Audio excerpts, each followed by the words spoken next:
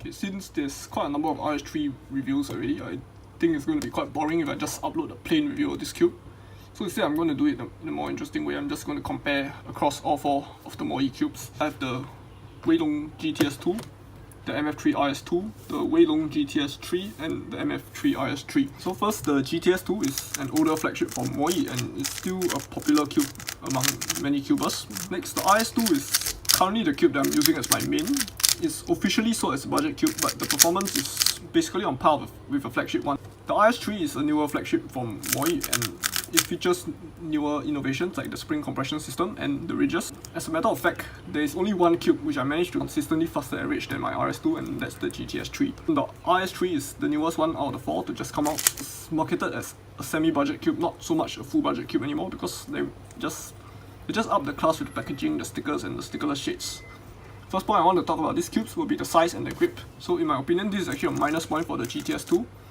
And the reason behind that is because it's 55mm and it gives this cube a bit of a small feel. It might be a plus point for you, but I find that 55mm is basically too small for my face, and I find that I'm just holding the cube barely with my fingertips. Whereas with a 56mm cube like the RS2, this one I'm much more comfortable with this size. And okay, the GTS3 and the RS3 are slightly special when it comes to size and grip, because the GTS3 obviously has ridges. So comparing the GTS3, which is 55, with the ridges to make it feel like it's 56, I actually find that my grip is slightly better than the RS2, which is the flat face 56. Although actually I don't really miss my turning that much, but I do find that the grip with the GTS3 is a little bit more confident. The ridges don't really feel annoying, unless probably if I do a very long session. I'm not too sure about that because I don't really do 3x3 a lot, as opposed to like 4x4, 5x5, 6x6. And for the RS3, this one is also a flat-sided 56, just like the RS2, but the difference is the edges of the RS2 is a little bit sharper than the RS3. So this cube feels a little bit rounder to hold, and I find that I prefer the grip of the RS2 slightly more than the RS3.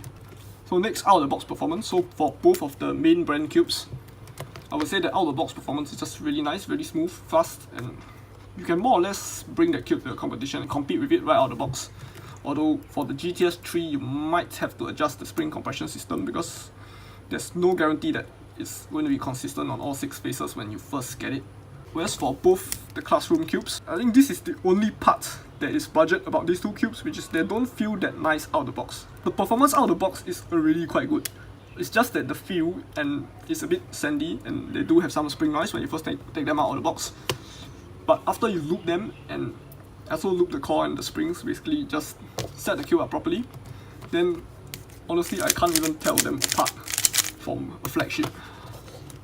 Like, it's just, these two cubes can easily go and compete with like the GTS2 and 3, the Valk standard and power, the gun Infinity and X raw turning speed.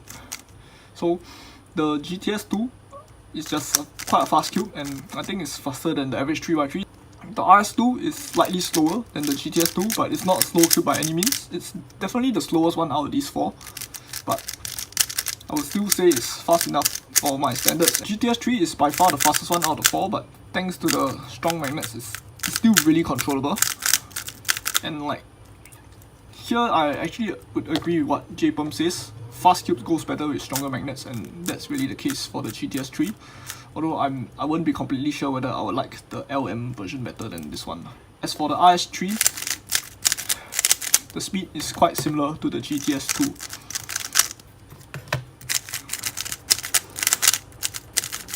The turning feel and the speed. So the GTS2 is the softest and the smoothest one out of all 4 of them. And the magnets are the stock magnets, so some people may say it's slightly weak, but for me, I think this strength is quite perfect and it matches the speed of the cube really well.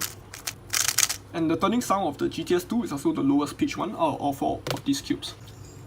The RS2 is, okay, the plastic feels a little bit harder than the GTS2, so imagine if the GTS2 is like 100% like the Moyu feel, this one will be like maybe 90+% like the GTS2, and maybe like 10+% like the Yixing Huanglong. It has that a little bit of hardness and slightly drier feel that I would get from a cube like that. I think this is the only like smooth using cube I have on hand now, GTS3. So this one is a very fast and smooth cube, but it's not as smooth as the GTS2 because it has a little bit of that anti-stick design here. So it does have a slightly crispy feel similar to the GTS1, but even then it's still quite a smooth cube. The thing about this cube is it feels a lot harder and not so soft like all the other cubes. I wouldn't say the Moyu cubes are soft, they are still really solid and stable, but they do have a certain degree of softness to their feel, which really makes the turning very nice. The GTS3 still has that smoothness, but it kind of gets rid of that softer feel because of the very strong magnets and the very fast speed of this cube. So this cube seems to run from point to point like really fast, but when it stops, it really stops hard. And I find that actually I do turn more confident with this cube compared to all the others. But at the same time, I do feel that the magnets are a little bit too strong for my liking, but there is a lighter magnetic version out there which I still haven't tried. As for the RS3, it's a bit unfortunate because I tried to get a magnetic version, so this is actually the M box. The cubes that are going to get sold are all sealed up, so you don't have to worry about this. But for those cubes that have been opened up to the testers, I think there was some slight mix-up, and I actually got a non-magnetic RS3. But even without the magnets, this cube is still quite a stable cube. Using experiences from like my own RS2 and my own experience with the non-magnetic RS2 GTS2, I predict that how this cube is going to compare to this one is similar to how the non-magnetic GTS2 compares to my GTS1. In other words, this cube is faster and it's more stable if you have a fair game, meaning either both no magnets or both magnet. The less stable cube has magnets is still going to be a bit better than the more stable cube without the magnets. But even then, my prediction for this cube is that if it were magnetic, it's probably going to outperform my RS2 slightly. But I cannot be so certain because I haven't physically tried it yet.